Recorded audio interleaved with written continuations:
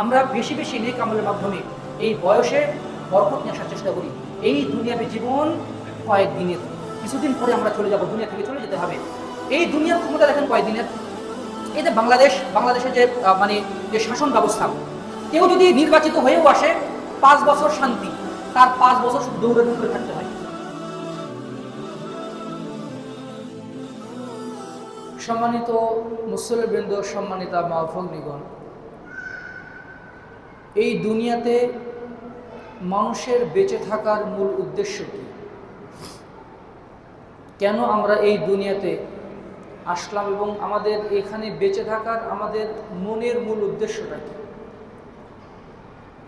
উদ্দেশ্য যদি হয় যে একটু ভালো খানাপিনা করব, সুন্দর একটা বাড়ি করব, ভালো একটা ব্যবসা আমাকে দাঁড় করাতে হবে, তারপর আমাকে একটা ভালো হ্যান্ডসাম স্যালারির একটা জব পেতে হবে, আমাকে এটা হতে হবে, আমাকে সেটা হতে হবে, আমাকে এই জিনিসটা আমার হাসিল করতে হবে, বস্তুগত চিন্তা ভাবনা আমাদের মাথায় ঘুরপাক খায়। বেঁচে থাকার মেইন উদ্দেশ্য যদি এটাই হয় যে আমার একমাত্র লক্ষ্য উদ্দেশ্য হচ্ছে আমার ব্যবসাকে ওই পর্যায়ে নিয়ে যাব, আমি এই সমাজের একজন মান্যবর্গ, একজন প্রভাবশালী ব্যক্তিত্বে নিজেকে উপনীত করব। অথবা আরও মানুষের চাওয়া পাওয়া থাকতে পারে, আমার বসুন্ধরাতে আমার একটা যে কোনোভাবে একটা প্লট চাই, অথবা গুলশানে আমার একটা ব্যবসা চাই, যে কোনোভাবে মানুষের চিন্তা ভাবনা হতে পারে। শুধু কারো চিন্তা ভাবনা যদি এই কেন্দ্রিকই হয়, তার সফলতা, তার ব্যর্থতা, তার স্বপ্ন, তার আশাবোনা সব কিছুই এই দুনিয়া কেন্দ্রিক, তাহলে তিনি যেন জেনে রাখেন তার বেঁচে থাকা আর কাফের মুশরিকদের বেঁচে থাকার উদ্দেশ্যের মধ্যে কোনো পার্থক্য নেই। আল্লাহ তাআলা সূরা মুহাম্মাদের 12 নম্বর আয়াতে বলছেন, ওয়াল্লাযীনা কাফারু ইয়াতামাত্তাউনা ওয়া ইয়াকুলুনা কামা তাকুলুল আনআম ওয়ান নারু মাথওয়াল লাহুম। আর যারা কাফের, ওয়াল্লাযীনা কাফারু ইয়াতামাত্তাউনা, তারা দুনিয়াকে উপভোগ করে, দুনিয়াকে এনজয় করে, ওয়া ইয়াকুলুনা কামা তাকুলুল আনআম, পশু পাখি যেভাবে খায়, ওয়াশরুমে যাওয়ার প্রয়োজন হলে ওয়াশরুমে যায়, ঘুরে বেড়ায়, চড়ে বেড়ায়, এদের জীবনের মহান কোনো লক্ষ্য নাই। কাফেরদের জীবন আর এই পশুর জীবনের ভিতরে কোনো পার্থক্য নেই। আল্লাহ তাআলা সে উপমা দিয়েছেন, ওয়ান্নারু মাথওয়াল লাহুম, আর আগুনই হবে এদের একমাত্র বাসস্থান, আগুনই হবে একমাত্র বাসস্থান। এই দুনিয়াতে কাফেরদের বেঁচে থাকার মেইন টার্গেট থাকে দুনিয়ার কোনো কিছু অর্জন করা, দুনিয়াতে একটু ভালো খানা পিনা পাওয়া, দুনিয়াতে একটু ভালো থাকার জায়গা পাওয়া।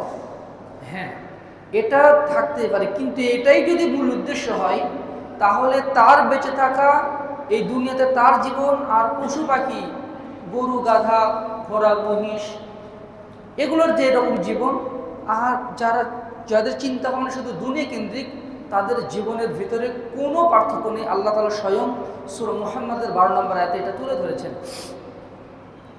কাফেররা বেশি দিন বেঁচে থাকতে চায়, তারা বয়স বাড়াতে চায় যে আমি আরো অনেক দিন লং লাস্টিং করি এই দুনিয়াতে। আল্লাহ তাআলা সূরা বাকারার 96 নম্বর আয়াতে ইহুদিদের ব্যাপার বলছেন, ওয়ালা তাজিদান্নাহুম আহরাসান নাসি আলা হায়া। হে নবী, আপনি দেখবেন তাদেরকে, আপনি দেখবেন যে দুনিয়ার প্রতি তারা খুবই আগ্রহী। দুনিয়ার সম্পদ, দুনিয়ার মর্যাদা, দুনিয়ার প্রতিপত্তি, দুনিয়ার ক্ষমতা, দুনিয়ার খাওয়া দাওয়া, দুনিয়াবী জীবনের প্রতি তারা খুবই আগ্রহী। ওয়ালা তাজিদান্নাহুম আহরাসান নাসি আলা হায়া ওয়া মিনাল্লাযীনা আশরাকু, আর যারা শিরক করেছে তাদের মধ্যে ইয়াওয়াদ্দু আহাদুহুম লাউ ইউআম্মারু আলফা সানা, তারা চায় আল্লাহ যেন তাদেরকে হাজার হাজার বছর ধরে বাঁচিয়ে রাখেন। মানুষ এমনভাবে বাড়ি গাড়ি করে আর তার কথাবার্তার এমন ধরন যেন সে দুনিয়াতে মরবেই না, মরার যেন কোনো তার চিন্তা ভাবনাই নাই, এমন তার কথাবার্তা, এমন তার চলাফেরা, অবাধ্যপূর্ণ চলাফেরা। আর সে চাই সে যেন হাজার হাজার বছর ধরে বেঁচে থাকে। সে যেন জেনে রাখে হাজার বছর বেঁচে থাকার মাধ্যমে সে জাহান্নামের আগুন থেকে নিষ্কৃতি পাবে না।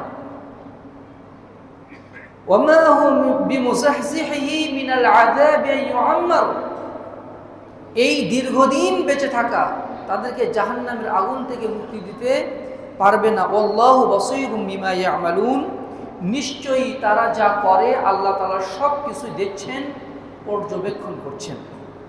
অর্থাৎ একজন মানুষের বেঁচে থাকার মূল উদ্দেশ্য হতে হবে শুধু দুনিয়া কেন্দ্রিক স্বপ্ন দেখে নয়।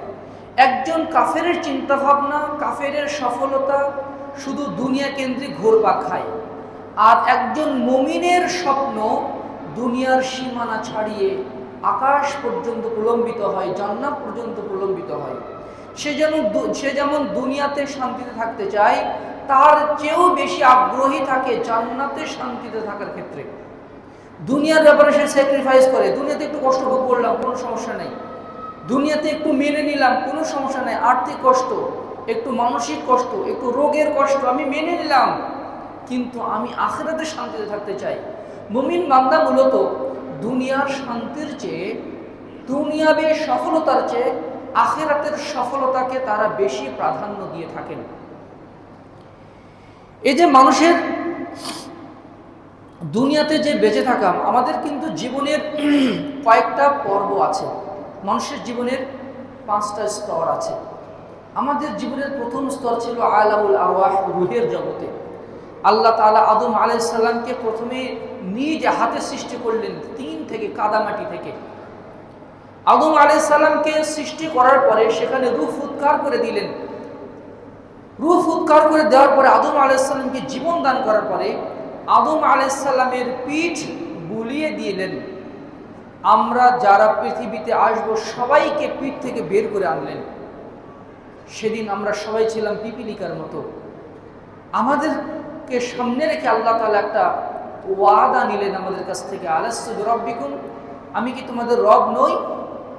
আল্লাহ রাসূল বলছেন ওয়াজআলা বাইনা আইনাই কুল্লি ইনসানি মিনহুম ওয়াবিয়াসুম মিন নূরিন। আল্লাহ তাআলা প্রত্যেক নাসামা, প্রত্যেক মানুষের 2 চোখের মাঝখানে 1 ফোঁটা করে নূর দান করলেন, ইমানের নূর দান করলে। সুম্মা আরদাহু আলা আদম, আদমের সামনে তার আমাদেরকে পেশ করলেন এবং আমাদের কাছ থেকে তিনি অঙ্গীকার নিলেন, আলাস্তু বিরাব্বিকুম, আমি কি তোমাদের রব নই? আমরা বলেছিলাম বালা, হ্যাঁ আপনি অবশ্যই আমাদের রব। এই যে আল্লাহকে আমরা সাক্ষী রেখে আল্লাহকে আমরা রব হিসেবে মেনে নিলাম, সমস্ত আদম সন্তানই এটা মেনে নিয়েছিল। এই জন্য ইহুদির ঘরে যে সন্তানরা জন্মগ্রহণ করে সে মুসলিম হয়েই জন্মগ্রহণ করে, যে খ্রিস্টানের ঘরে জন্মগ্রহণ করে সে মুসলিম হয়েই জন্মগ্রহণ করে।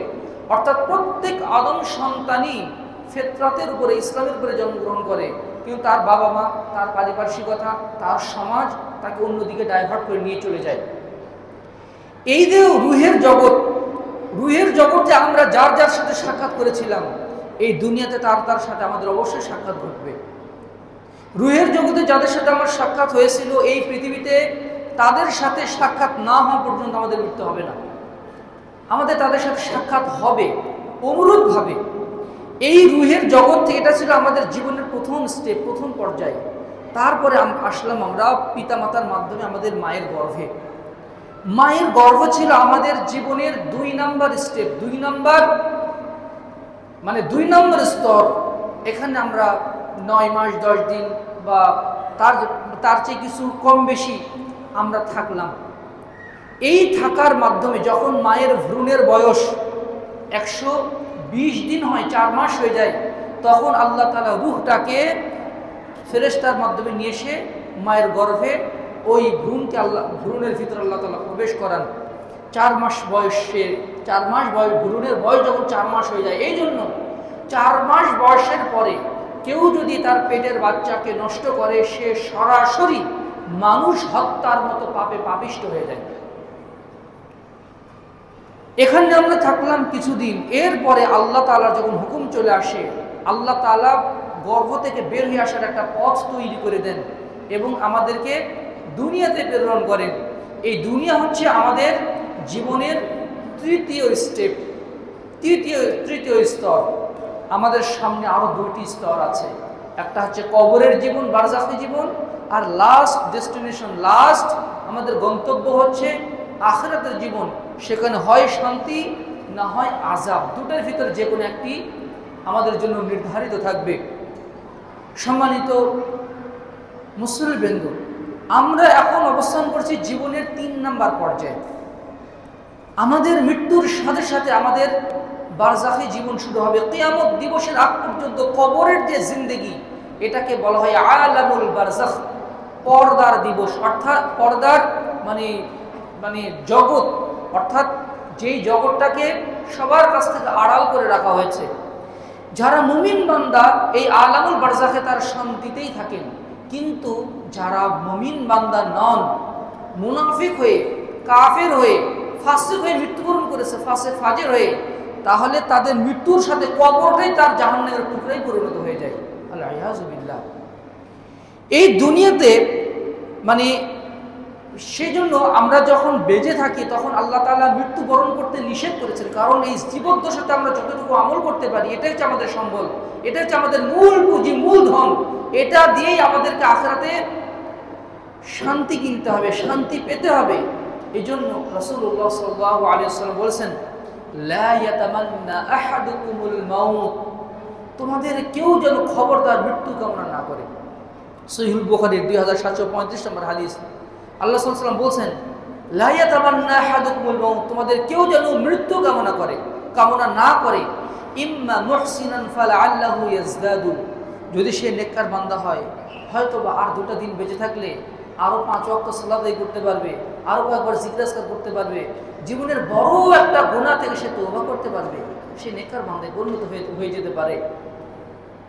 ওয়া ইম্মা মুসিআন, আর যদি সে পাপিষ্ট বান্দা হয়, পাপিষ্ট বান্দা যদি হয়, ফালাআল্লাহু ইস্তাতিবু, তাহলে সে যেন হয়তোবা পাপ থেকে তওবা করতে পারে। সুতরাং তোমাদের কেউ যেন মৃত্যু কামনা না করে। আল্লাহ আমাকে আগুনে টেনেন, এই দুনিয়াবি জীবন আর ভালো লাগে না। মানুষ এমনিতে নিজের একটু বেশি কষ্ট পেলে, যখন একটু বড় একটা ধাক্কা খায় যে কোনো ক্ষেত্রে, কোনো প্রিয় মানুষের কাছ থেকে, সন্তানের কাছ থেকে, স্ত্রীর কাছ থেকে, স্বামীর কাছ থেকে, তখন সে অবচেতন মনে কি করে, নিজের জন্য মৃত্যু কামনা করে, নিজের জন্য মৃত্যু কামনা করে। নিজের জন্য যেমন মৃত্যু কামনা করা অনুচিত, অনুরূপভাবে সন্তানের জন্য তোর মুখে মাটি পড়ুক মানে কি, মাটি পড়া মানে কি, মাটি পড়া মানে সে মরে যাক, এইভাবে বলা উচিত নয়। তবে হ্যাঁ, যদি মৃত্যু কামনা করতেই হয়, যদি মৃত্যু কামনা করতে হয় যে বিপদের আতিশয্যে অর্থাৎ কষ্টে জীবন ধারণ করা আর সম্ভব হচ্ছে না, ধৈর্য ধারণ করা সম্ভব হচ্ছে না, সেই সময় কিভাবে মৃত্যু কামনা করতে হবে আল্লাহ রাসূল কিন্তু সেই ভাষাটা আমাদেরকে শিক্ষা দিয়েছেন। সহিহুল বুখারীর 5671 নম্বর হাদিস, রাসূলুল্লাহ সাল্লাল্লাহু আলাইহি ওয়াসাল্লাম বলেছেন, লা ইয়াতামান্নান্না আহাদাকুমুল মাউত মিন দুররিন আসাবাহু, তোমাদের কেউ যেন বিপদের আতিশয্যে যেন মৃত্যু কামনা না করে। যে এমন বিপদ তার উপরে চেপে আসছে, এমন বিপদ তার উপরে চলে আসছে, জীবন ধারণ করার আগ্রহ সে হারিয়ে ফেলেছে, বেঁচে থাকার তার কোনো অবলম্বন নেই। যদি এইরকম হয়েই যায় কারো ক্ষেত্রে, আর তাকে যদি মৃত্যু কামনা করতেই হয়, ফাইন কানা লা বুদ্দা ফাইলান, সে যদি তাকে যদি মৃত্যু কামনা করতে হয়, সে যেন বলে, আল্লাহুম্মা আহিনি মা কানাতিল হায়াতু খায়রুন লি, আল্লাহ যতদিন পর্যন্ত আমার বেঁচে থাকা কল্যাণকর, ততদিন পর্যন্ত আমাকে বাঁচিয়ে রাখুন। আল্লাহ যতদিন পর্যন্ত আমার বেঁচে থাকা কল্যাণকর, ততদিন পর্যন্ত আমাকে বাঁচিয়ে রাখুন। ওয়া তাওয়াফানি ইযা কানাতিল ওয়াফাতু খায়রুন লি, আর যদি মৃত্যুই আমার জন্য উত্তম হয়, কল্যাণকর হয়, আল্লাহ আমাকে মৃত্যু দান করুন। তবু এখানে কিন্তু পরোক্ষভাবে মৃত্যু কামনা করতে বলা হলো না। হতে পারে এই বিপদে পড়ে তার মন এমনভাবে তৈরি হয়ে যাবে, ইবাদতের জন্য আল্লাহমুখী হয়ে যাবে। আমি এমন অনেক মানুষকে দেখেছি যারা অবাধ্যতাপূর্ণ জীবনযাপন করেছিল, ব্যবসাতে এমন একটা ধস নেমেছে, এক ধসেই সে মসজিদমুখী হয়ে গেছে যে আমার আর আল্লাহ ছাড়া আমার রক্ষা করার কেউ নাই। যার বাড়ি গাড়ি প্রত্যেক সপ্তাহে আমার চোখে দেখা, প্রত্যেক সপ্তাহে বাহিরে যায়, বিদেশ সফর করে ব্যবসায়িক উদ্দেশ্যে, তার গাড়ি আছে, বাড়ি আছে, সবই আছে, মার্কেটে বিশাল কম্পিউটারের দোকান, কিন্তু এমন একটা বিপদ তার ভিতরে কাছে আসলো, ব্যবসা আস্তে আস্তে ছোট হতে হতে একদম একটা ছোট্ট একটা দোকানে পরিণত হয়েছে। কিন্তু বিনিময়ে কি হয়েছে, সে কিন্তু আল্লাহমুখী হয়ে গেছে। দাড়ি ছিল না, আগে দাড়ি রেখেছে, আগে স্মোক করতো না, ধূমপান করতে, এখন স্মোকিং ছেড়ে দিয়েছে, এখন নিয়মিত 5 ওয়াক্ত সালাতের মুসল্লি। তাহলে তার তো ওই অবাধ্যতাপূর্ণ বড় ব্যবসার চেয়ে এই ছোট ব্যবসা নিয়ে তো মানে হালাল ইনকামের মাধ্যমেই মানে নেক আমলের মাধ্যমে তার জীবন নির্বাহ করাটা এটা তো শতগুণে উত্তম। সুতরাং ওই বিপদে যদি তিনি মৃত্যু চেয়ে বসতেন, আর তখনই যদি মৃত্যু হয়ে যেত, হয়তো তার অনেক পাপ থেকে তার তওবা করা হতো না। এই জন্য পরোক্ষভাবে এটা কিন্তু মৃত্যু কামনা করতে বলা হয়নি। মানুষের জীবন অতি মূল্যবান, অতি মূল্যবান। হে আল্লাহ, যতদিন পর্যন্ত আমার বেঁচে থাকাটা কল্যাণকর, ততদিন পর্যন্ত আমাকে বাঁচিয়ে রাখুন। আর মৃত্যু যদি আমার জন্য কল্যাণকর থাকে, এখনই যদি মৃত্যু কল্যাণকর থাকে তাহলে এখনই নিয়ে নিন, কিন্তু এখন যদি আমার মৃত্যু কল্যাণকর না হয় তাহলে এখন মৃত্যু দিয়েন না। সুবহানাল্লাহি বিহামদিহি, সুবহানাল্লাহিল আযীম। এবার আসুন যে আমরা যে মূল কথাটা বললাম যে হায়াত বাড়ানো বলতে কি বোঝায়। রাসূলুল্লাহ সাল্লাল্লাহু আলাইহি ওয়াসাল্লাম বলেছেন, সহিহুল বুখারী 2067 নম্বর হাদিস, আনাস ইবনে মালিক রাদিয়াল্লাহু আনহু থেকে বর্ণিত, রাসূলুল্লাহ সাল্লাল্লাহু আলাইহি ওয়াসাল্লাম বলেছেন, মান সাররাহু আইয়ুসাতা লাহু ফি রিজকিহি ওয়া ইউনসালাহু ফি আতরিহি। যে ব্যক্তি চায় তার বয়স বাড়িয়ে যাক, তার বয়স বেড়ে যাক, দীর্ঘায়ু লাভ করুক, আর সে যদি চায় তার রিজিকে হু করে বরকত আসুক, অঢেল বরকত আসুক তার রিজিকে, সে যেন মাত্র একটা কাজ করে। সেটা কি? ফালইয়াসিল রাহিমাহু, সে যেন রক্তের সম্পর্কীয় আত্মীয়দের সাথে সুসম্পর্ক বজায় রাখে। রক্তের সম্পর্কীয় আত্মীয় কারা? পিতামাতা হচ্ছে সবচেয়ে বড় আত্মীয়, পিতামাতা হচ্ছে সবচেয়ে বড় আত্মীয়, তারপরে স্ত্রী, পরিবার পরিজন, তারপরে চাচা, মামা, খালু, এদের রক্তের সাথে ব্লাড কানেকশন যাদের সাথে আছে, তাদের সাথে সুসম্পর্ক বজায় রাখার মাধ্যমে বান্দার হায়াত বাড়িয়ে দেওয়া হয়। তাদের সাথে সুসম্পর্ক বজায় রাখার মাধ্যমে আল্লাহ তাআলা তাকে মানে বরকত দান করেন, কোটি কোটি টাকার বরকত দান করেন।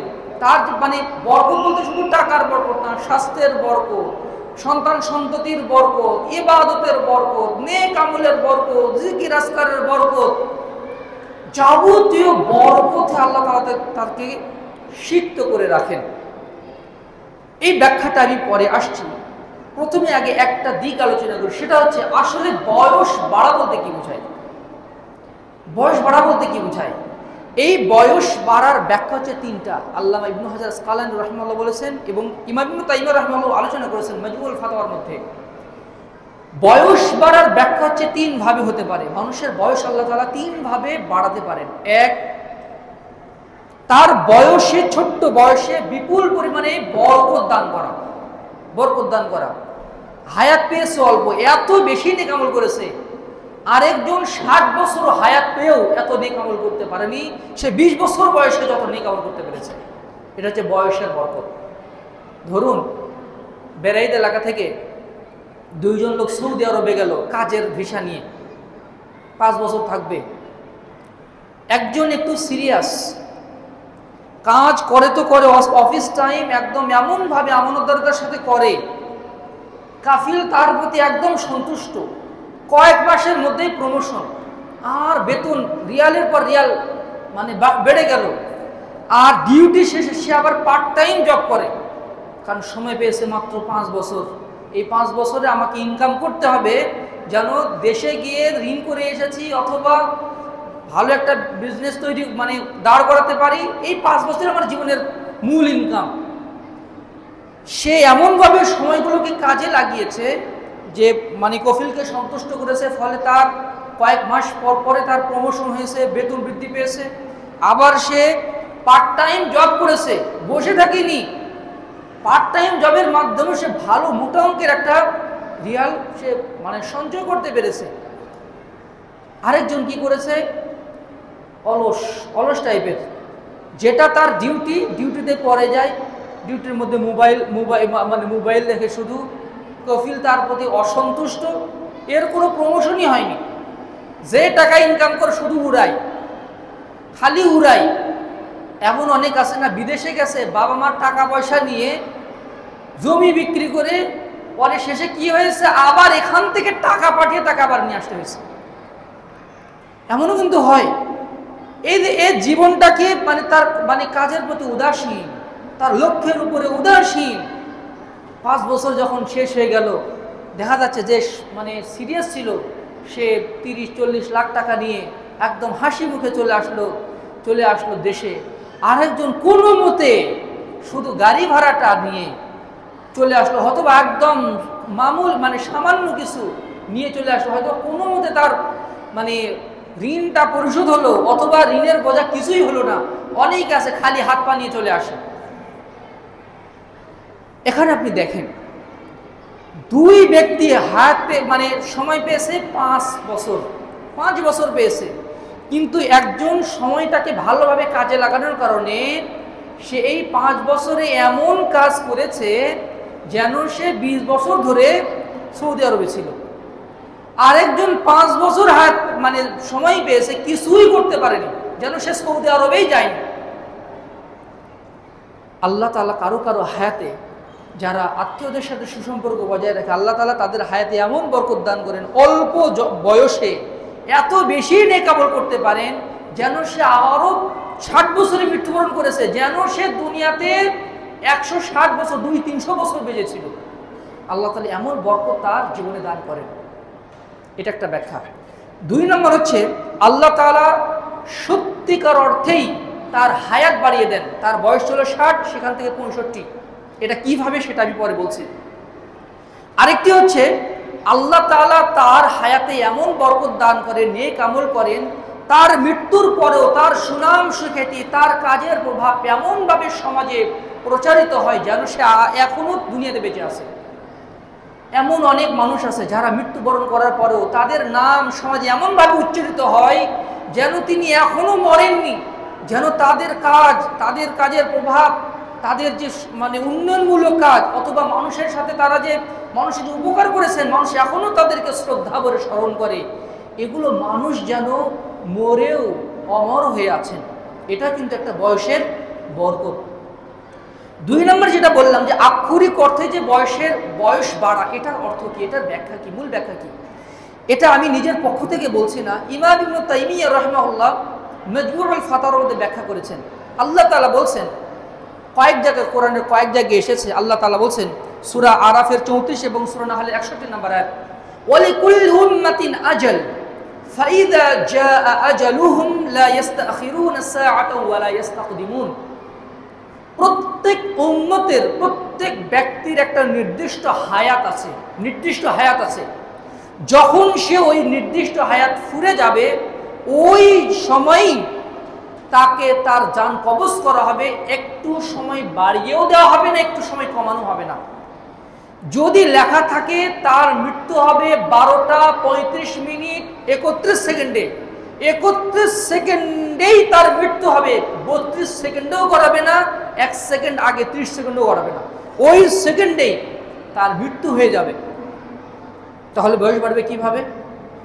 আল্লাহ তাআলা আরেক আয়াতে বলছেন, সূরা রাদের মধ্যে আল্লাহ তাআলা বলছেন, ইয়ামহুল্লাহু মা ইয়াশাউ ওয়া ইউসবিত ওয়া ইনদাহু উম্মুল কিতাব। 19 নম্বর আয়াত সূরা রাদ। ইয়ামহুল্লাহু মা ইয়াশাউ ওয়া ইউসবিত, আল্লাহ তাআলা যা ইচ্ছা তাকদীরের খাতা থেকে সেটা মুছে দেন, আর যা ইচ্ছা তিনি সেটা বলবৎ রাখেন। আর তার কাছে রয়েছে তাকদীরের মূল খাতা, উম্মুল কিতাব। রাসূলুল্লাহ সাল্লাল্লাহু আলাইহি ওয়াসাল্লাম বলেছেন, কাতাবাল্লাহু মাকাদিরাল খালাইকি ক্বাবলা আন ইয়াখলুকাস সামাওয়াতি ওয়াল আরদ বি50,000 সানা। আকাশ জমিন সৃষ্টির 50,000 বছর পূর্বে আল্লাহ তাআলা এই পৃথিবীর সকল সৃষ্টির তাকদীর লিপিবদ্ধ করেছেন। আমার আপনার জন্মের না, এই আকাশ জমিন সৃষ্টির 50,000 বছর পূর্বে আল্লাহ তাআলা এটা লিপিবদ্ধ করেছেন এবং তাকদীরের খাতা ফাইনাল, তাকদীর ফাইনাল হয়ে গেছে। আজকে দুপুরবেলা আমি আপনি কি দিয়ে ভাত খাবো, ভাত খাবো নাকি বিরিয়ানি খাবো নাকি তেহারি খাবো, আর সাথে কি সে তরকারি খাবো, আর কয় ঢোক পানি খাবো, কয় লোকমা ভাত খাবো, সবই একদম কাটাই কাটাই পাই পাই করে লেখা আছে। এই যে মানে খুতবা শোনার সময় একটু যে গালে হাত দিব, এটাও তাকদীরে লেখা আছে। কয়বার চোখ মানে মিটি মিটি করবো, এটাও তাকদীরে লেখা আছে, এটাও তাকদীরে লেখা আছে। আপনি খুতবা শোনার সময় কয়বার চোখ মানে মানে বুঝবেন আর মেলবেন, এটাও তাকদীরে লেখা আছে। কয়বার নিঃশ্বাস নেবেন, এটাও তাকদীরে লেখা আছে, সবই তাকদীরে লেখা আছে। তবে এই তাকদীরকে উলামায়ে কিরাম দুই ভাগে ভাগ করেছেন। একটা হচ্ছে আল কওয়াউল মুতলাক, আর একটা হচ্ছে আল কওয়াউল মুবরাম। একটা হচ্ছে নির্ধারিত একদম ফাইনাল ফাইনাল ফাইনাল নির্ধারণ, ফাইনাল ফায়সালা, আর একটা হচ্ছে শর্তযুক্ত ফায়সালা। যেমন লৌহে মাহফুজে অর্থাৎ আসমানে আল্লাহ তাআলা প্রত্যেক লাইলাতুল কদরে ফেরেশতাদের কাছে 1 বছরের তাকদীরের খাতা ফেরেশতাদের কাছে প্রকাশ করে দেন, ফেরেশতাদের কাছে দিয়ে দেন। ফেরেশতাদের কাছে সংরক্ষিত যে তাকদীরের খাতা থাকে, এখানে হয়তোবা লেখা আছে তার বয়স হচ্ছে 60 বছর, কিন্তু আল্লাহ তাআলার তাকদীরের খাতায় লেখা আছে এটা হচ্ছে 65 বছর, মানে শর্তযুক্ত। তার বয়স হচ্ছে 60 বছর, ফেরেশতাদের খাতায় লিপিবদ্ধ আছে, কিন্তু ওখানে শর্ত আছে, সে যদি রক্তের সম্পর্কীয় আত্মীয়দের সাথে সুসম্পর্ক বজায় রাখে তাহলে তার বয়স আরো 5 বছর বৃদ্ধি করা হবে। তবে সে আত্মীয়দের সাথে সুসম্পর্ক বজায় রাখবে কি না, সে এটার মাধ্যমে তার বয়স বাড়বে কি না, এটা আল্লাহর লিখিত তাকদীরে লেখা আছে। আল্লাহর কাছে যে তাকদীরের খাতা আছে জাফফাতিল আকলাম, ওটার কলম শুকিয়ে গেছে, ওটার পরিবর্তন হবে না। কিন্তু ফেরেশতাদের খাতায় সংরক্ষিত যে মানে খাতা আছে, এখানে পরিবর্ধন এখানেই হয়, এখানেই হয়। যখন এই শর্তযুক্ত তাকদীর, যখন সে আরো কিছু আমল আছে যেগুলোর মাধ্যমে মানুষের হায়াত বাড়িয়ে দেওয়া হয়, এই আমলগুলো যখন বান্দা করে ওই শর্তে ওই কন্ডিশনের ভিত্তিতে তার বয়স বাড়িয়ে দেওয়া হয়। তার বয়স 60 থেকে নিয়ে 70 করে দেওয়া হলো, তবে তার বয়স যে বাড়তে বাড়তে 70-এ ঠেকবে এটা আল্লাহর খাতায় নিবদ্ধ থাকে। এরপর এটাই হচ্ছে ওই আয়াতের ব্যাখ্যা। আল্লাহ তাআলা বলছেন ইয়ামহুল্লাহু মা ইয়াশাউ ওয়া ইউসবিত, আল্লাহ তাআলা তাকদীরের যেই ফয়সালা সেটা মিটিয়ে দেন, আবার যেটা ইচ্ছা সেটা তিনি বলবৎ রাখেন। মানে ফেরেশতাদের কাছে যে খাতা আছে এটাতে আল্লাহ চাইলে বয়স বাড়িয়ে দিতে পারেন, মিটিয়ে দিয়ে আগের ফয়সালা মিটিয়ে দিয়ে নতুন করে কোনো কিছু লিখে দিতে পারেন। আর তার কাছে যেটা আছে সেটা ওয়াইসবিত, সেটা মানে আর যেটা ইচ্ছা সেটা বলবৎ রাখেন, কিন্তু মূল কিতাব যেটা সেটা তার কাছে সংরক্ষিত আছে, তার কাছে সংরক্ষিত আছে। এই জন্য বয়স বাড়ার যদি আক্ষরিক অর্থ যদি বয়স বাড়ে সেটা একটা হতে পারে, আবার আল্লাহ তাআলা এমন কিছু নেক আমল করে আপনাকে আমাকে সুযোগ দান করবেন, ফলে আমি অল্প বয়সে এমন নেক আমল করতে পারবো যেন আমি আরো হাজার হাজার বছর ধরে দুনিয়াতে বেঁচেছিলাম। লাইলাতুল কদরের একটা রাত যদি কারো কবুল হয়ে যায়, সে যেন হাজার মাস ধরে বেঁচেছিল, হাজার হাজার মাস ধরে বেঁচেছিল। সুবহানাল্লাহ বিহামদিহি সুবহানাল্লাহিল আযীম। এই জন্য মানে কারো বয়স বাড়ার দোয়া করা জায়েজ কিনা এবারে ওলামায়ে কেরামের মতভেদ রয়েছে, কারো বয়স বাড়ানোর দোয়া করা যাবে কিনা। ইমাম ইবনে উসাইমিন রাহিমাহুল্লাহ বলেন, কোনো বান্দা যদি নেককার বান্দা হয়, যে তিনি যতই বেঁচে থাকবেন মানুষ তার মাধ্যমে উপকৃত হবে, তার জীবনটা হচ্ছে নেককার মানুষ, তাহলে তার জন্য দোয়া করা জায়েজ আছে যে আতাল্লাহু উমরাক, আল্লাহ তাআলা আপনাকে নেক হায়াত দান করুন, আল্লাহ তাআলা আপনাকে মানে নেক হায়াত তাইয়্যিবা দান করুন। কিন্তু যে হচ্ছে সমাজের জন্য মানবতার জন্য হুমকি স্বরূপ, এমন মানুষের জন্য হায়াত বৃদ্ধি করার দোয়া করা জায়েজ নেই। তবে কারো জন্য যদি দোয়া করতেই হয় আল্লাহ তাআলা আপনার হায়াত বাড়িয়ে দিন, তাহলে সাথে সাথে যোগ করতে হবে আল্লাহ তাআলা আপনাকে নেক হায়াত দান করুন। কারণ অনেক গরু গাধা আছে, তারাও বয়স পায় কিন্তু তাদের কিছুই নাই। মানুষও অনেক আছে যাদের বয়স বাড়ে তাদের নেক আমল বাড়ে না। সুতরাং কারো জন্য যদি দোয়া করতেই হয় তাহলে বলতে হবে আল্লাহ তাআলা আপনাকে নেক হায়াত দান করুন, আল্লাহ তাআলা আপনাকে হায়াত তাইয়্যিবা দান করুন। রাসূলুল্লাহ সাল্লাল্লাহু আলাইহি ওয়াসাল্লাম বলছেন, খায়রুকুম মানে খায়রুন নাস মান তালা উমরুহু ওয়া হাসুনা আমালুহু। তোমাদের মধ্যে সেই বান্দাই সবচেয়ে উত্তম যার বয়স বাড়ার সাথে সাথে তার নেক আমল বৃদ্ধি পায়। ওয়া শাররুকুম মান তালা উমরুহু ওয়া সাআ আমালুহু। তোমাদের মধ্যে নিকৃষ্ট প্রকৃতির ইতর শ্রেণীর ব্যক্তি সেই যার বয়স বাড়ার সাথে সাথে তার খারাপ আমল বৃদ্ধি পায়। এজন্য আমাদেরকে আল্লাহর কাছে দোয়া করতে হবে, যদি নিজের জন্যও যদি দোয়া করি, আল্লাহ আমাকে নেক হায়াত দান করুন, হায়াত তাইয়্যিবা দান করুন। এবার আসুন যে আমি সংক্ষেপ করে নিচ্ছি, ওই এটার ব্যাখ্যা করলাম না যে সুনাম সুখ্যাতি বৃদ্ধি পাওয়া। এবার আসুন যে কয়েকটা আমল আছে যেগুলোর মাধ্যমে আক্ষরিক অর্থে আল্লাহ তাআলা বলছেন যে তার বয়স বাড়ানো হয়, বয়স বাড়ানো হয়। তার মধ্যে একটি আমল হচ্ছে সর্বদা আত্মীয় স্বজনদের খোঁজ খবর রাখা, নিকট আত্মীয়দের সাথে সুসম্পর্ক বজায় রাখা, যেটা আগেই বললাম। আমাদের দেখেন যে অনেক সময় ছোট ছোট এই যে শুধু একটা দেওয়াল নিয়ে, একটা দেওয়াল খাড়া করা নিয়ে ভাইয়ের সাথে দারুণ সম্পর্ক হয়ে আছে। তিনিও সালাম দিচ্ছেন না, আমিও সালাম দিচ্ছি না। কয়েক কাটা জমির জন্য রক্তের সম্পর্কে এক আত্মীয়ের সাথে আমার দারুণ সম্পর্ক হয়ে আছে। আপনি কি মনে করেন আপনার জীবনে আল্লাহ তাআলা বরকত দান করবেন? কোটি কোটি টাকার আপনি মালিক হতে পারেন, কিন্তু রাসূলের ভাষ্য যদি সত্য হয়, আর এটা অবশ্যই রাসূলের কথা সত্য, তাহলে বরকত আসবে না। অনেকেই আছেন পিতা মাতার সাথে খারাপ আচরণ করে, আবার শ্বশুরের সাথে খুব ভালো সম্পর্ক। নিকট আত্মীয়দেরকে দূরে ঠেলে পরের আত্মীয় নিয়ে তারা মানে খুব ব্যস্ত থাকেন। বন্ধুদের সাথে কয়েকবার করে ফোন করা, বন্ধু কেমন আছেন, আসেন আসেন, আরে বাসায় আসেন, দাওয়াত খেয়ে যান। আর বাবা মার সাথে ওই মিষ্টি কণ্ঠ বাবা মাকে শোনাতে পারে না, মিষ্টি কণ্ঠটা বাবা মাকে শোনাতে পারে না। তাহলে আপনি মনে রাখবেন, সে যতই নেককার মানুষ হোক না কেন, বরকতের দিকটাতে সে মারাত্মকভাবে তিনি ঘাটতি করে ফেলেছেন। এটা খুবই একটা সেন্সিটিভ ব্যাপার। অনেক নেককার মানুষের ক্ষেত্রেও, সমাজে পরিচিত অনেক ভালো মানুষের ক্ষেত্রেও এটা ঘটে যাচ্ছে যে রক্তের সম্পর্কীয় আত্মীয়দের সাথে তার দাকুরের সম্পর্ক, তিনি আর যাই হোক জীবনে তিনি বরকত থেকে বঞ্চিত হয়ে যাবেন। রাসূলুল্লাহ সাল্লাল্লাহু আলাইহি ওয়াসাল্লাম বলেছেন, বুল্লু আরহামাকুম ওয়ালাউ বিসসালাম। তোমরা সালাম দেওয়ার মাধ্যমে হলেও আত্মীয়তার সম্পর্ককে সিক্ত করে রাখো, ভালো করে রাখো। বন্ধুদেরকে কয়েকবার করে বাড়িতে দাওয়াত করে খাওয়াই, যাদের সাথে একটু তার সাথে আমার কিন্তু স্বার্থ পাওয়ার একটা আশা আছে, তার কাছে কিছু পাবো, কোন ব্যবসায়িক স্বার্থ হতে পারে, দুনিয়াবী কোনো স্বার্থ হতে পারে, অথবা রাজনৈতিক কোনো স্বার্থ হতে পারে, তাকে আমরা বাড়িতে দাওয়াত করে খাওয়াবো, আর কয়েক আইটেমের খাওয়াবো।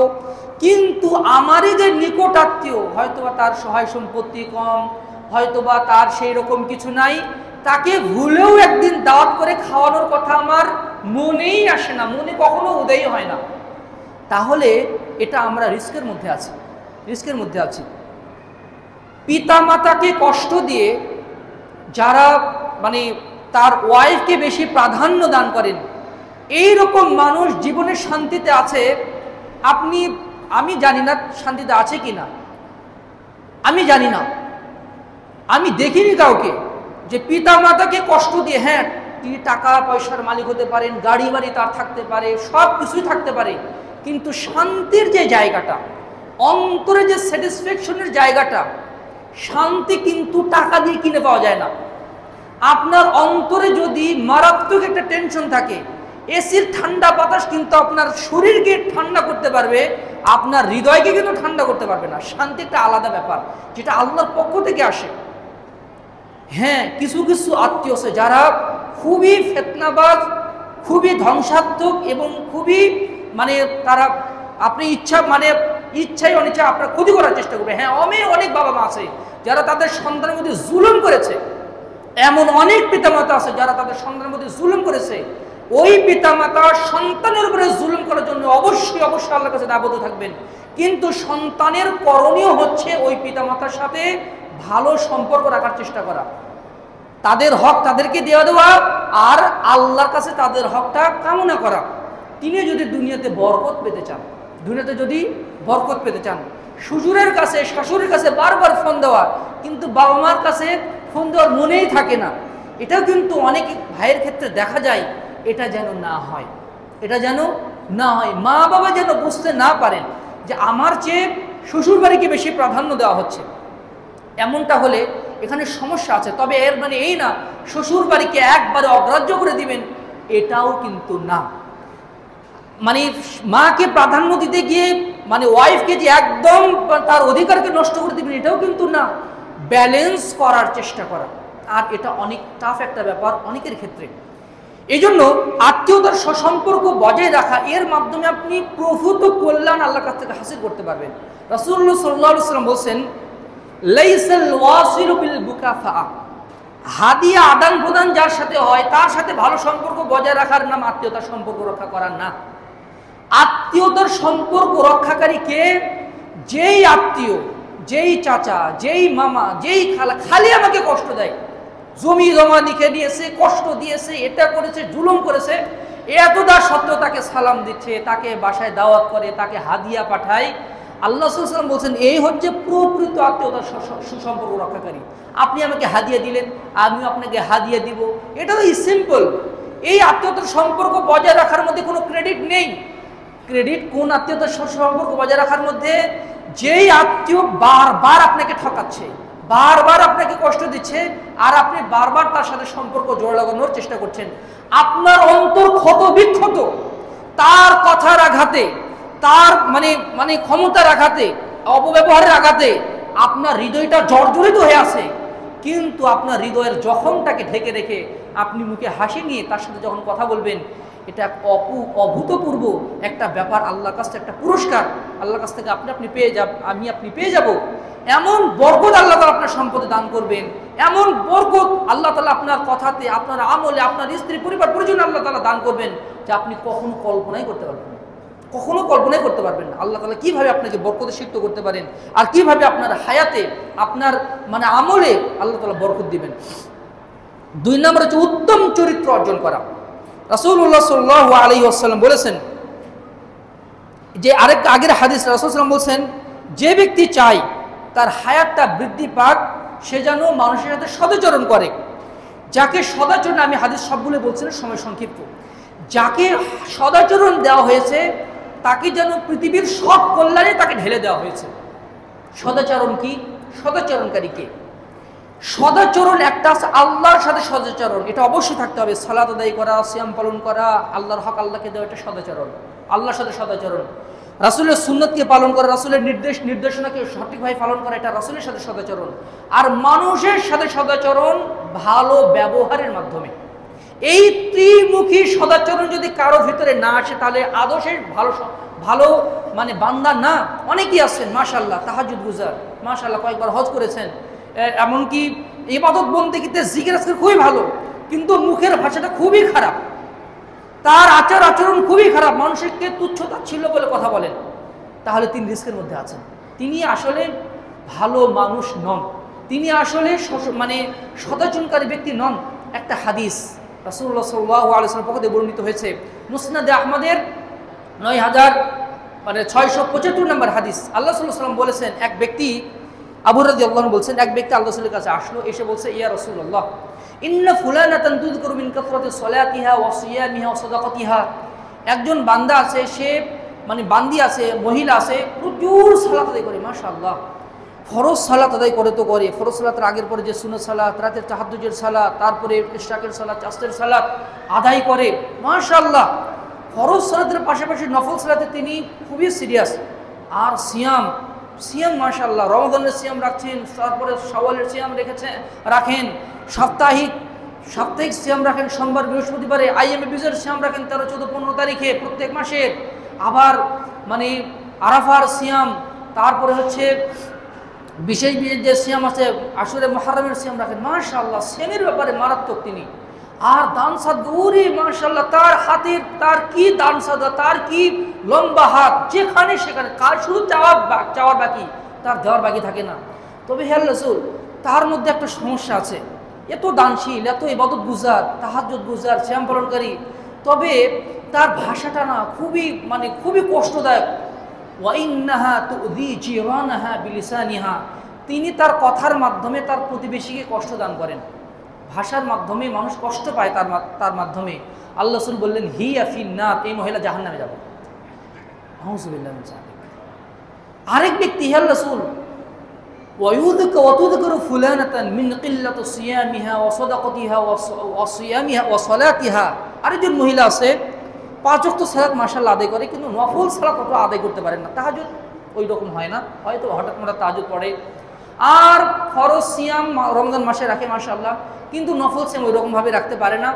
আর দান সাদগার পরিমাণ খুবই কম।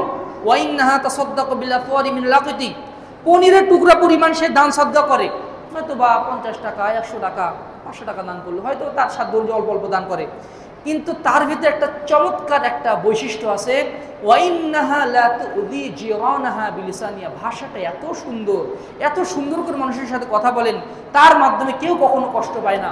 আল্লাহ রাসূল বলেন হিয়া ফিল জান্নাহ, এই মহিলা যাবে জান্নাতে। সুবহানাল্লাহ বিহামদিহি সুবহানাল্লাহিল আযীম। তাহাজ্জুদ দিয়েও জাহান্নাম ঠেকানো যাবে না যদি আচরণ ভালো না হয়। আমার মাধ্যমে, গীবত তহমতের মাধ্যমে, তারপরে ফায়সা কথার মাধ্যমে, গালিগালাজের মাধ্যমে আরেক ভাই কষ্ট পাচ্ছে, আমি তাহাজ্জুদ গুজার হলেও, আমি কয়েকবার করে হজ করলেও জাহান্নাম ঠেকানো আমার পক্ষে সম্ভব হবে না। কিন্তু আমল কম, কিন্তু মাশাআল্লাহ চরিত্রটা ভালো, ব্যবহার ভালো, মানুষের সাথে মুআমালাত ভালো। মানুষ বলেন আমার সম্পদ কুকিগত করেছে, আমার জমির উপরে প্রাচীর খাড়া করে দিয়েছে, মানুষের মনে আপনার ব্যাপারে কোনো আবেদন নাই, তাহলে বিশ্বাস করেন আপনি জান্নাতের পথে আছেন। কিন্তু মানুষের যদি দাবি থাকে না, আমার এই প্রতিবেশী আমার প্রতি জুলুম করেছে, আমার প্রতিবেশী আমাকে কষ্ট দিয়েছে, তাহলে মনে রাখবেন সামনাসামনিভাবে সমাজের কাছে আপনাকে ফেরেশতা বা জান্নাতি মানুষ মনে হতে পারে, কিন্তু আল্লাহর দরবারে কিন্তু তার বিপরীতটাই ঘটবে। এবার আমি খুবই সংক্ষেপে বলছি, এবার প্রতিবেশীর সাথে সদাচরণ করা, যেটা আগে বললাম, যে ব্যক্তি প্রতিবেশীর সাথে সদাচরণ করতে পারে, প্রতিবেশীর কাছে যারা ভালো হতে পারে তারাই প্রকৃত অর্থে ভালো মানুষ। অনেক আলেম ওলামাও আছে এরকম, মানুষের সামনে মানুষের কাছে তার দিগন্ত জোড়া, তার সুনাম সুখ্যাতি, তার নাম ডাক, তার ইলমের মাধ্যমে কত মানুষ উপকৃত হচ্ছে, তার প্রতিবেশীর কাছে যদি খোঁজ খবর নেওয়া হয় তাহলে বলা যাবে উল্টো তার বিপক্ষে সাক্ষী দিচ্ছে। বুঝে নিতে হবে আদৌ তিনি ভালো মানুষ না। যারা প্রতিবেশীর কাছে ভালো, প্রতিবেশী বলতে আবার এরকম অসৎ প্রতিবেশী না, অসৎ প্রতিবেশী আছে, তাদের কাছে ভালো হওয়া খুবই কঠিন। সৎ প্রতিবেশীর কাছে যদি কেউ ভালো হতে না পারে তাহলে ওই ব্যক্তি আদৌ ভালো মানুষ না।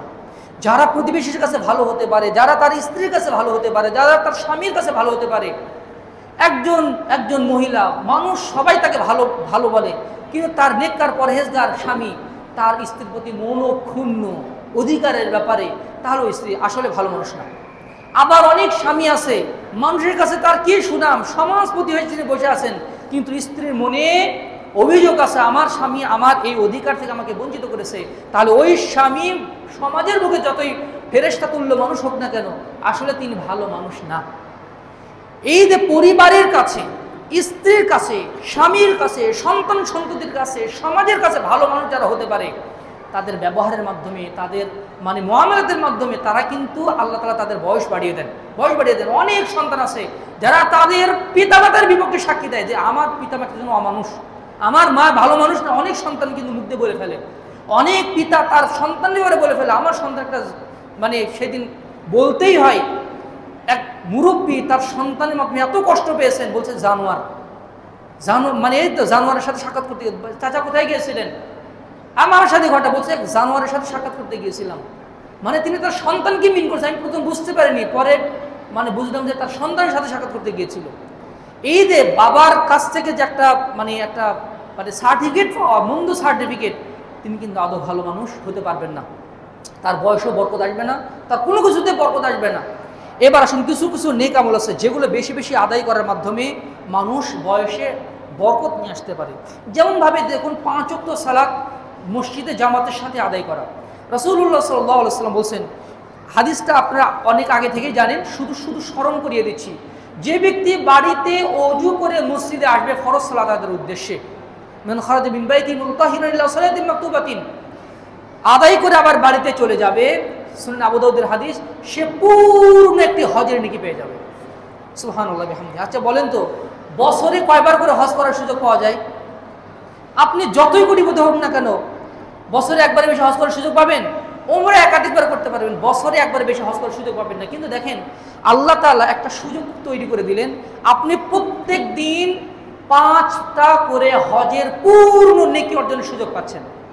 যদি বাড়ি থেকে সুন্দর করে ওযু করে মসজিদে এসে ফরজ সালাত আদায় করেন, একদিনে 5টা হজের নেকি, আর এক মাসে 3 × 5 = 15, 150টা হজের নেকি। আপনি এক মাসে 150টা হজের নেকি পেয়েছেন, মানে যেন আপনি 150 বছর বেঁচে ছিলেন, আর এই 150 বছরে 150 বছরই আপনি হজ করেছেন। মানে বয়সটা আলটিমেটলি আপনার 150 বছর হয়ে গেল শুধু এক মাস। আর এটা যদি আপনার কন্টিনিউয়াসলি চলতে থাকে, যেমন হাজার হাজার বছর, শত শত বছর ধরে বেঁচে আছেন, আর প্রত্যেক বছর আপনি হজ করেছেন। সুবহানাল্লাহি বিহামদিহি, সুবহানাল্লাহিল আযীম। এই সুযোগগুলো হাতছাড়া করা উচিত নয়। অন্যভাবে ফজর এবং ইশার সালাতের আরও মর্যাদা রয়েছে। মান সাল্লাল ইশা ফি জামাআতিন ফাকান্নামা ক্বামা নিসফাল লাইল, যে ব্যক্তি ফজরের ইশার সালাত জামাতের সাথে আদায় করে, সে যেন অর্ধেক রাত ধরে তাহাজ্জুদ সালাত আদায় করে। যে ব্যক্তি ইশা এবং ফজর উভয় সালাত জামাতের সাথে আদায় করলো, সে যেন সারা রাত ধরে তাহাজ্জুদ সালাত আদায় করলো। আপনি অথচ ঘুমিয়েছেন, তাহাজ্জুদের নেকি পেয়ে গেলেন। সুবহানাল্লাহি বিহামদিহি, সুবহানাল্লাহিল আযীম। এই যে দেখেন যে আমরা যে জুমার সালাত অনেকে আছে দেরিতে আসছি, তাদের কিন্তু এই মর্যাদা নাই। আল্লাহ সাল্লাল্লাহু আলাইহি ওয়াসাল্লাম বলেছেন, এই হাদিসটা আপনারা জানেন, যে ব্যক্তি জুমার দিন সকাল সকাল মসজিদে আসবে, পায়ে হেঁটে আসবে এবং পরিবার পরিজনকে গোসল করিয়ে নিয়ে আসবে, গোসল করে সকাল সকাল মসজিদে আসবে, গোসল করবে, পায়ে হেঁটে আসবে, একদম ইমামের নিকটবর্তী বসবে, খুব মনোযোগের শুধু খুতবা শ্রবণ করবে, ইমাম মেম্বারে ওঠার আগেই আসতে হবে। সে যদি এই আমলটা করে, কানা লাহু বিকুল্লি খুতওয়াতিন আমালু সানাতিন আজরু সিয়ামিহা ওয়া কিয়ামিহা, তাহলে বাসা থেকে মসজিদে আসা এবং যাওয়ার পথে যে কয়টা পা সে রেখেছে, প্রত্যেক কদমে কদমে 1 বছরের নেকি পাবে। যে 1 বছরে কোনোদিন তার তাহাজ্জুদ ছোটেনি, যে 1 বছরে কোনোদিন তার নফল সিয়াম ছোটেনি। আপনার বাসা থেকে মসজিদে আসতে যদি 100 কদম হাঁটতে হয়, এক জুমাতে 100 বছরের নেকি আপনি পেয়ে যাবেন। যেই 100 বছরের কোনো দিন কোনো রাত আপনার তাহাজ্জুদ ছোটেনি, যে 100 বছরের কোনো দিন আপনার নফল সিয়াম ছোটেনি এক জুমাতে। আর যদি 4 জুমাতে আপনার 400 কদম হাঁটতে হয়, আপনার বয়স 400 বছরে চলে গেল। সুবহানাল্লাহ, এটা হচ্ছে বয়সের বরকত পাওয়া। এরকম আরও অনেক নফল সালাত আদায় করা, তারপরে ইশরাকের সালাত আদায় করা, হজ এবং উমরা পূর্ণ নেকি পাওয়া যায়। যেই ইবাদতে যত বেশি নেকি, ওই ইবাদত বেশি বেশি লুফে নেওয়া, জিকির আসলে নিজেকে ব্যস্ত রাখা। আর মা বোনেরা যদি সন্তান সন্ততিকে, স্বামীকে যদি মসজিদে যাওয়ার ব্যাপারে তাগিদ দেয়, তাহলে তারাও কিন্তু এই নেকিটা পেয়ে যাবেন, তারাও এই নেকিটা পেয়ে যাবেন। সুতরাং আসুন আমরা বেশি বেশি নেক আমলের মাধ্যমে এই বয়সে বরকত নিয়ে আসার চেষ্টা করি। এই দুনিয়াবী জীবন কয়েকদিনের, কিছুদিন পরে আমরা চলে যাব, দুনিয়া থেকে চলে যেতে হবে। এই দুনিয়ার ক্ষমতা দেখেন কয়েকদিনের। এই যে বাংলাদেশের যে যে শাসন ব্যবস্থা, কেউ যদি নির্বাচিত হয়েও আসে, 5 বছর শান্তি, তার 5 বছর শুধু দৌড়ের উপরে থাকতে হয়, শান্তি নাই। এই শান্তির কোনো মূল্য আছে? আবার দেখেন যে সম্পদ আমার আছে, সম্পদ থাকার পরও দেখা যাচ্ছে পেটের ব্যথা, ডায়াবেটিস, তারপরে প্রেশারের সমস্যা, হার্টের প্রবলেম, গরু গোশত খেতে কতই মন চায়, হাই প্রেশার থাকার কারণে খেতে পারি না। মিষ্টি খেতে মন চায়, ডায়াবেটিসের কারণে পেট ভরে মিষ্টি খেতে পারি না। আরও কত কি যে সমস্যা আছে। মানে যখন বয়স বেড়ে যায়, শরীর আর সায় দেয় না। দুনিয়াকে আপনি কিন্তু এনজয় করতে পারি না। এই শারীরিক রোগ ব্যাধির ক্ষেত্রে হোক, আরও কত সীমাবদ্ধতা আছে। আসলে দুনিয়া যে আসলে শান্তির জায়গা নয়, এটা তার মধ্যে প্রমাণিত। আপনার যতই শান্তি থাক, যতই ক্ষমতা থাক, যতই টাকা পয়সা থাক, স্ত্রী যদি আপনার অবাধ্য হয়ে যায়, আপনার জীবনটা কয়লা। যদি সন্তান যদি অবাধ্য সন্তান হয়, আপনি মারাত্মক একটা পরীক্ষার মধ্যে পড়ে যাবেন, আপনি কখনোই শান্তি পাবেন না। মসজিদে যান আর যেখানে যান আর ব্যবসাতে যান, সব সময় এই কষ্টগুলো আপনাকে কুড়ে কুড়ে খাবে। আসলে দুনিয়াটা শান্তির জায়গা না। শান্তির জায়গা না। শান্তির জায়গা হচ্ছে জান্নাত, যেখানে কোনো টেনশন নাই, যেখানে যেখানে আয় ইনকামের কোনো চিন্তা ভাবনা করতে হবে না, সন্তানকে মানে মেয়ে বড় হয়ে গেল কোথায় বিয়ে দিব না দেবো এগুলো চিন্তা ভাবনা করতে হবে না, মানে কোথায় পড়াশোনা করবো, পড়াশোনা শেষ করে কিসের চাকরি বাকরি করবো, এগুলো কোনো চিন্তা ভাবনা নেই। পেশাব পায়খানার প্রয়োজন হবে না, কোনো অপবিত্র থাকবে না, নাপাকি থাকবে না, সেখানে শান্তি আর শান্তি, শান্তি আর শান্তি। ওই জীবনের সফলতাকে সামনে রেখে যারা জীবন পরিচালনা করে তারাই প্রকৃত বুদ্ধিমান মানুষ। আর যারা শুধু দুনিয়াবী সফলতাকেই মূল সফলতা দেখে, তাদের চেয়ে বোকা, তাদের চেয়ে মানে নির্বুদ্ধিতার পরিচায়ক পরিচিত ব্যক্তি আর কেউ হতে পারে না। সুতরাং আসুন আমরা একটু বুদ্ধিমান হওয়ার চেষ্টা করি। শয়তান আমাদেরকে সবসময় দুনিয়াবী জীবনটা রঙিন করে সামনে মেলে ধরে, যেন আমি আখিরাতকে দেখতে না পাই। এই রঙিন জালকে ছিন্ন করে আখিরাতকে দেখার চেষ্টা করতে হবে। আপনি যদি আপনার দৃষ্টিকে প্রসারিত করতে পারেন, আখিরাতের জীবন যদি আপনি একবার দেখতে পারেন আর অনুভব করতে পারেন, দুনিয়াবী এই বিষয়গুলো আপনাকে আর টানবে না।